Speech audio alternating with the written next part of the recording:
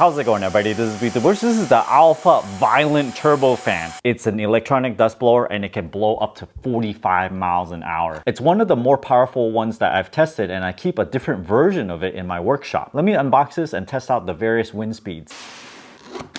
Here are the product specs if you're interested. A carrying case, product manual, and the blower. Push the on button to turn it on. It defaults to maximum power. We can lower it to the second level, the first level, and it goes back to 2 and then 3. Once the light is on, we can push the trigger button.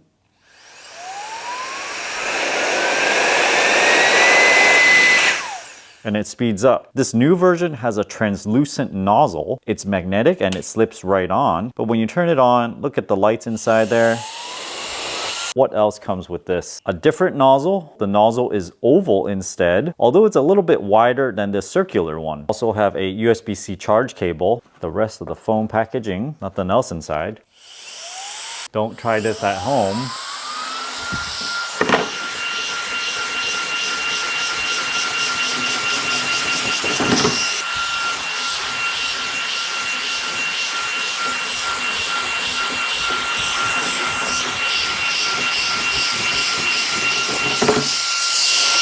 On level 3, you have to press and hold the button in order for the fan to keep going.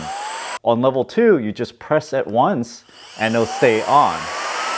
On level 1 is the same thing. You press it once and it stays on.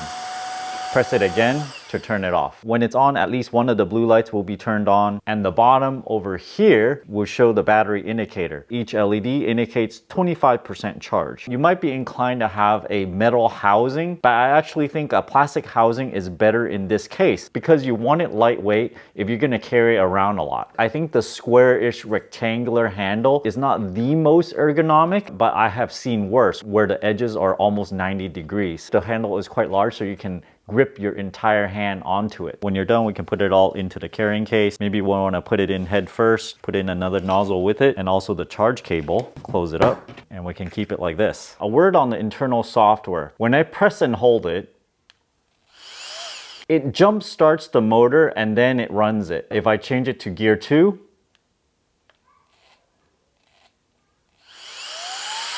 you see what it just did there. It tried to start the motor, it couldn't start it. It did it again, and it couldn't start it, and then it did it a third time. If it doesn't start, it will try to jump start it again. The end effect is that when you turn it on, sometimes it doesn't turn on immediately. So instead of turning on within a split second, it takes like 0.7 seconds to turn on, or 1 second to turn on.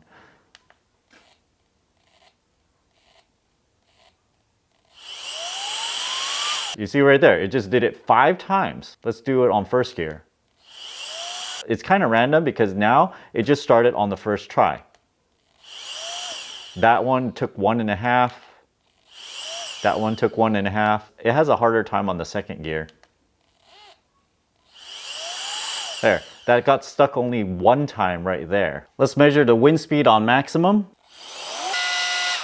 45 miles per hour. This is crazy. I happen to have their previous version on maximum. Let's check that out. 44 miles per hour. The new one is slightly more powerful. It has this LED look to it. The handle is slightly boxier. The bottom has green LEDs instead of the blue, but they both charge via USB-C. Let's see what second gear does.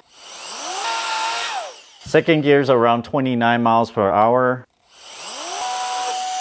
First gear is around 16.5 miles per hour. Let's switch the nozzle to this flat one and try it again. It was at around 44 miles per hour. About 29. And then 16. It charges at a pretty high speed of 10 watts. Charging from empty to full, it'll take about 2.5 hours. On the lowest setting on the full charge, it'll last about 2 hours. I think this is the first product where they actually name it violent something. The output of the wind speed is indeed very violent. It's so fast, and I think this is a nice replacement for air dusters. If you guys are interested in this product, check out my affiliate link down in the video description below. Thanks for watching this video. Until next time.